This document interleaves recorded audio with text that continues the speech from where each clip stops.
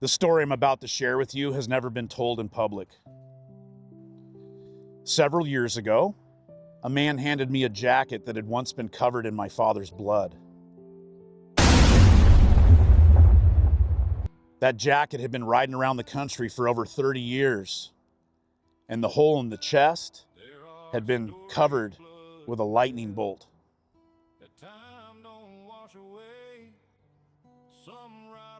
This was my inheritance. When that jacket was given to me, I knew exactly what I needed to do with it. But the real question at the time was whether I was ready to finish the ride that my dad did not get to finish himself. My father was a member of the same motorcycle club that I am today. He was killed in 1985 in Boise, Idaho, on his way back from an annual run. I was 12 years old at the time. I didn't get to spend much time with my father, but his story has always been a big part of my life. The night of the accident, they had been on the road for several days. They had made their way back into Boise, Idaho, not far from where the Boise clubhouse was. They'd stopped at a bar. The story goes, they parked their motorcycles. As they were walking through the parking lot, my dad found a $50 bill laying in the parking lot, which in today's money, that's about $500. That's a significant find in a parking lot. They'd gone into the bar. They're having a great time. My dad was buying drinks for everybody. They were dancing.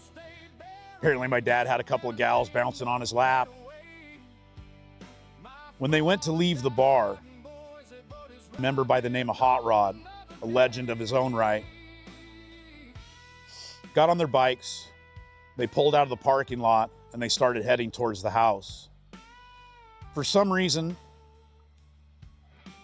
instead of going to the right towards the house, my dad kept it wide open, going straight. And as he approached the intersection, he was jumping the red as a van coming the other way was jumping the green. And they collided in that intersection.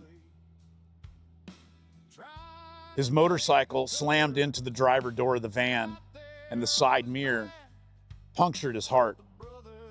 His head hit the mullion between the windshield and the driver window. Stories I've been told by members that were there that night, they could hear the impact from several blocks away. They rushed to the scene. When they got there, they found several law enforcement officers. Some of the law enforcement officers were trying to remove my dad's colors in his jacket. A fist fight ensued between members and law enforcement to regain control of those items. The fellas were able to get control of his colors. And Hot Rod, who was with him that night, ended up in possession of the leather jacket. He told me what he did that night is he rolled that jacket up, still covered in blood, and stuck it into a saddlebag. And for a couple of years, that's where that jacket stayed. He just didn't know what to do with it. One night later, a couple of years go by, and he's at the Portland clubhouse, and this woman shows up out of nowhere. He said she was kind of a gypsy-looking woman, kind of mystical, dark hair. And he got to talking with this lady and found out that she did leather work, and he mentioned the jacket. She said, you know, give me the jacket. I think I can fix it for you.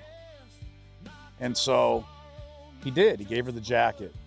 That night she left, and that was it.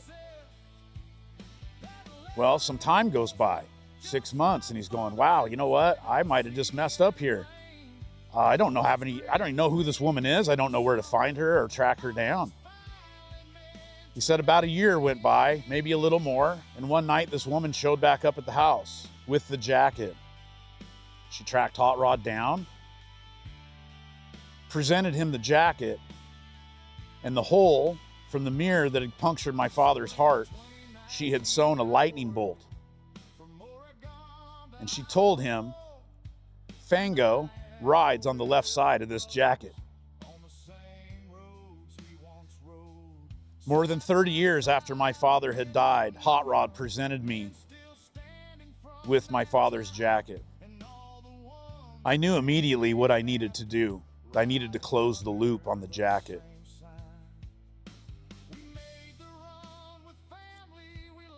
The club was founded in Memorial Weekend in 1969, and so every year we have an annual event called Niagara Springs. So that year in 2019, my mission was clear.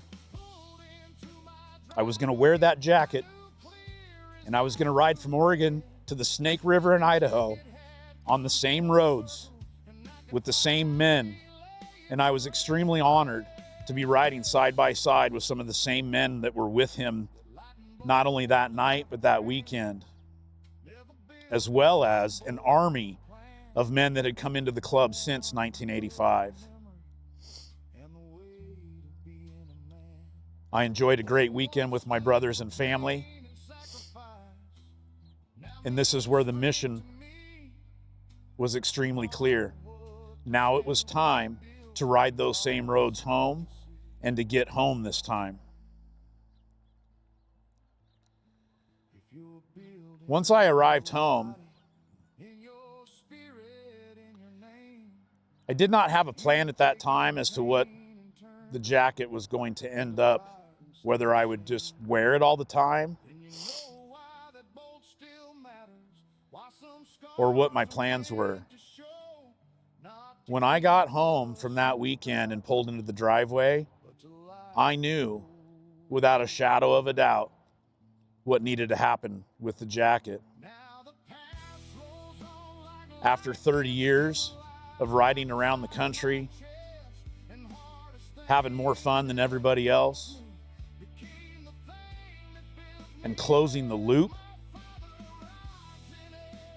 of bringing the jacket home, it was time to retire the jacket.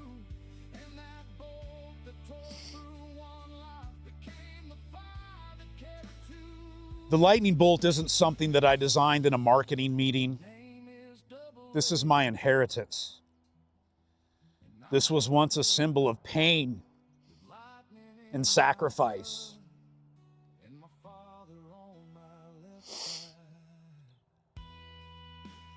It is now, to me, and has been for several years, a symbol of resilience and strength and legacy. Those that know me, for several years, I've been making my mark with 2 A's and a lightning bolt in the middle. It's not something I thought of or planned out. It just happened through the course of my story, through the course of my dad's story, and through the course of that jacket.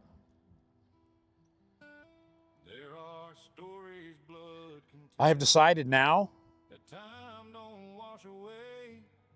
that it means something much bigger and that I want to share it with you. It is now a symbol of building. It is a symbol of strength and overcoming.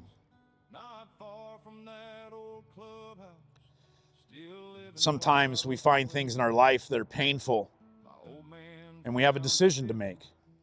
We let these things wear us down, negatively impact the outcome of our lives, or do we use that pain to light the path forward?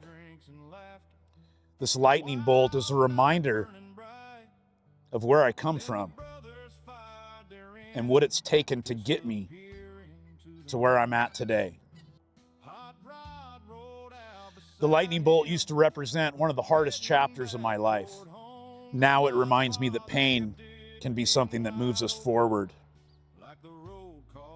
If you're building something in business, in your body, in your life, or in your spirit, you're welcome here.